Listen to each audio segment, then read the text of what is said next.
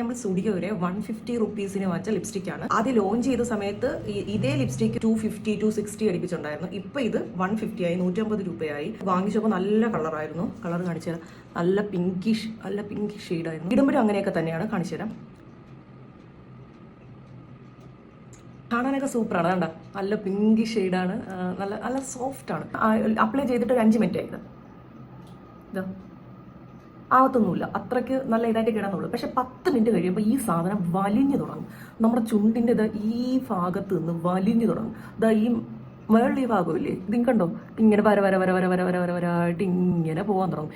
ഇതിങ്ങനെ വലിഞ്ഞു മുറുകി നമ്മൾ ലിപ്സ്റ്റിക് ഇട്ടിരിക്കുന്നേ തോന്നും.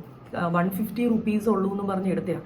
അതുകൊണ്ട് 150യുടെ ലിപ്സ്റ്റിക്ക് സ്റ്റുഡിയോയിൽ പോയി അയ്യോ ലാഭമാണ് എന്നും പറഞ്ഞ് എടുക്കാൻ പോകുന്ന എല്ലാവർക്കും എനിക്ക് പറയാനുള്ളത്, എടുത്തോളൂ. പക്ഷേ ഇതൊക്കെയാണ് പ്രശ്നം. ചുണ്ട് ഡ്രൈ ആവും. നമ്മളെ ചുണ്ടിൽ എന്തോ ഒരു കെമിക്കൽ യൂസ് ചെയ്തിട്ടുണ്ടെന്ന് നമുക്കിനെ എപ്പോഴും ഇങ്ങനെ തോന്നിക്കൊണ്ടേ